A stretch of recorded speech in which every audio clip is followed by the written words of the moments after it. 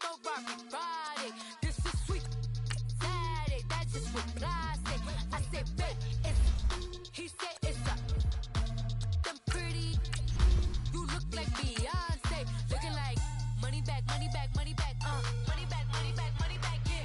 Money back, money back, money back, money back, money back, money back. He can tell from the front, I got it behind me.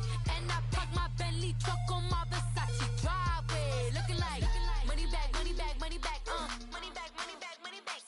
Money back, money back, money back, woo. Money back, money back, money back. With me pretty too, they look like bridesmaids. And they all gang, so don't be talking sideways. He said you look like this. He makes sure he put Cardi down on his list. Now why this? When I look at my snap, I take a man and I won't give him back. I just walk into the booth and attack. I hit this bar and the roof will collapse. I've been broke my whole life. I have no clue what to do with these racks. Baby lay, waist snatch. We will.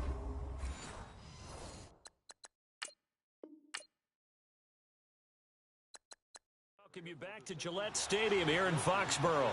It's Texans football as we get set to rejoin the action in quarter number 3. Ball up to the 35 now as they come up on 1st and 10.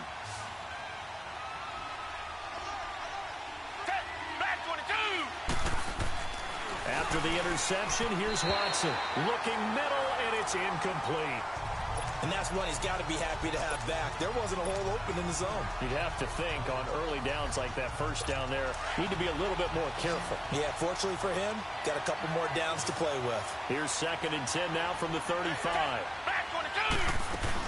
On 2nd down, here's Miller. And he is going to be stopped cold behind the line of scrimmage. It'll go as a loss of a yard, and it'll set up 3rd down. I know when I was a kid, I always got real excited when I saw those lateral-type runs. But the best backs that made it happen, they put a foot in the ground and just go. That didn't happen there. That play got swallowed up. Watson. And it's going to be incomplete. He was able to catch it there on the right sideline, but out of bounds, says the line judge. And it's going to bring up 4th down. You got a young quarterback, maybe that's just an example of a growing pain for him. I think you're right about that, because when the game starts to move fast and it moves quickly on him, a lot of times they fall back on what they know best, their arm. He's slinging it on this one. Had a wide open target, but didn't have the proper footwork to increase his accuracy. So the long field goal misses, and now the reverse. You're in a tough spot defensively. They'll start the drive at the 43. They go back to the air here after the INT on the last drive. Looking for Allen. He's got him on the slant. And he'll work it across midfield inside the 45. First play of the drive going for 14 and also going for a 1st down. I like how they work the tight end on a nice little under route there. And if you're going to give him that much space, he's not even going to catch the football. He's going to run away from you a little bit, and that's exactly what he just did there, picking up extra yardage. And brought down, but able to get it to their 30-yard line. That one good for 13 and a New England 1st down. It's funny, throughout the time that we've been together, when we talk with running backs about the ability to catch the ball, their eyes light up when they talk about open field and having one-on-one matchups, don't they? Yeah, they do. And that's the reason why. What we just saw, shedding those tackles, and that's what they're used to doing. It is, and it starts at the beginning of the play. One-on-one matchup if someone's trying to cover them, but they also like those one-on-ones downfield after the catch when they're running with the ball. They think they're going to win those, too. And this is going to be caught. He won the fight for the football. Another nice gain, 16 yards there, and a 1st down again. Looked like the defense put pretty good pressure on him, but he's able to flush out to his right to try and evade people. On the run, had to get on his horse. Still accurately throws a nice pass for a 1st down. This is White on the screen. And he's able to work it here to the 8-yard line. Zebra. Hey,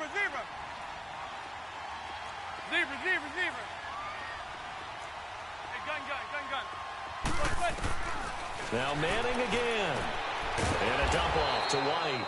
And they'll be driven back here, losing yardage to the 9. That'll be a loss of a yard, and it leads to a 3rd down. Zebra. Again, it's Manning. And that's caught by Gronk for a Pats touchdown. Rob Gronkowski, a 9-yard touchdown grab. And the Patriots add 6 to their lead.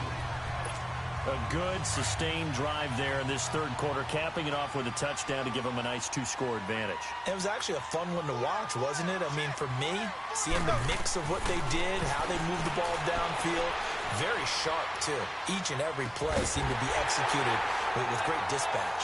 So they go with a pass there on the 2-point try and able to convert it, Charles. And a good job by the offense figuring out their 2-point play and using it well. It's interesting how people are using the strategy nowadays, though, isn't it? It really is, and I don't know how much that particular play factored in, but with the PAT moving back in 15-16, that kind of changed things, didn't it? It's really a part of everyone's strategy now. When I talk with coaches and when we sit with them, they always talk about they actually have 2-point periods in practice now, something they never really did before. A reminder, 4 more games set to kick off later this afternoon. Chiefs, Chargers, Seahawks and the Broncos, Redskins and Cardinals, and then the Cowboys against the Panthers. Here's Watson throwing the out route incomplete. That's Hopkins. 7 yards, the pickup on the pitch and catch. But it appears that they read man defense and went to the out route, and what you have to do on that one is a receiver's got to make sure he works the defender towards the middle of the field to give himself space to cut to the outside and have that ball delivered with good timing, and they got it done. Watson going to give this one to Miller, and he is met in his tracks behind the line of scrimmage. He lost 2 there, and it's 3rd down. An interesting and intriguing decision there defensively because they kept extra DBs on the field despite seeing the multiple tight end look that came out for the offense. I thought they were going to switch out of it. I didn't know if they felt they didn't have time or what the case was. Well, in any event, the extra speed allowed for great penetration as they stuffed that one behind the line of scrimmage.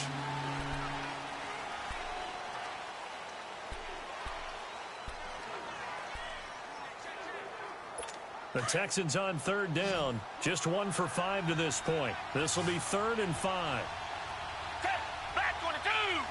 Black 22! Out of the gun, Watson. Looking left side, and he's got a man. It's Griffin. And the stop here will come at the 38-yard line. 2 yards is all they'll get on the completion. It's 4th down. One thing I think that's safe to say defensively, the tackling's been really good. And because of that, it's been very, very hard for them to move the ball because you're not getting the benefits of run after catch. You're tackling them almost on the spot. That means you have to run extra plays, harder to move it.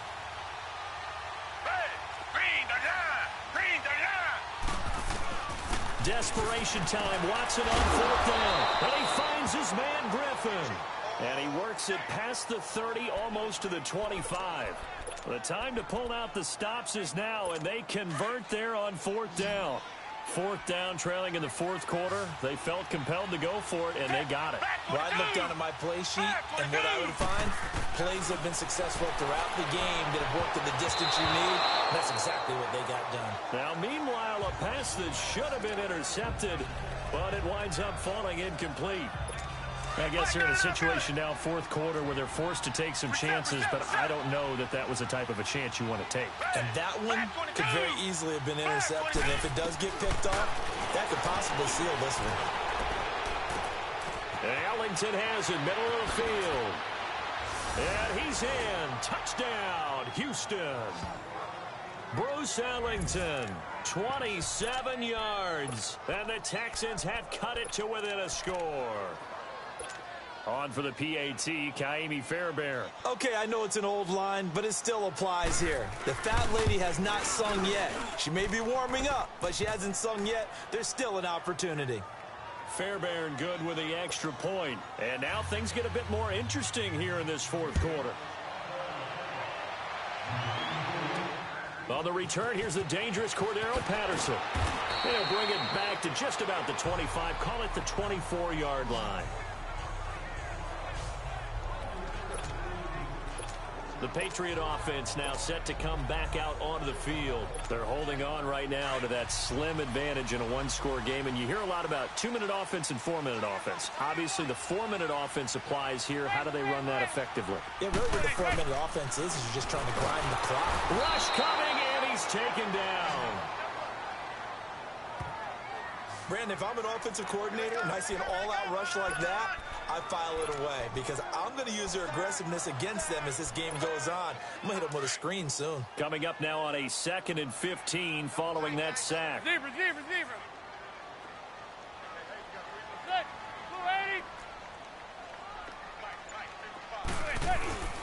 Manning going to throw.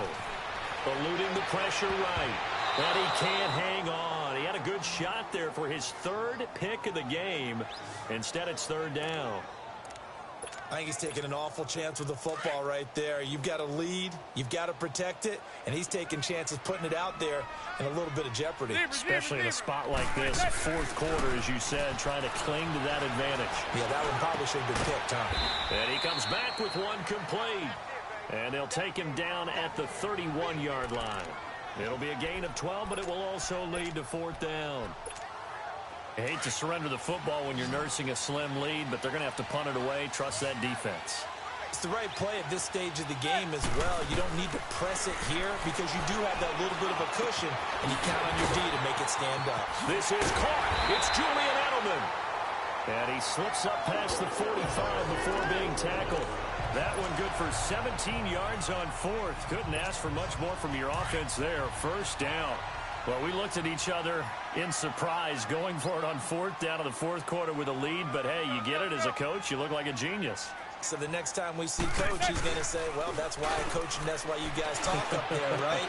He had the guts to go for it, and it paid off. And he's corralled, but not before getting it inside the 35. Another big gainer that time. This one goes for 19 yards. These guys are running offense like you drive. The pedal is down, stomped down. How about that? Back-to-back completions. They are rolling. So much for being conservative and running that football. They go play action here on 1st down. Sliding out of the pocket. Now he's going to throw it back deep. Over and caught by Hogan for a Patriot touchdown. Chris Hogan, 33 yards. And the Patriots add on to their lead.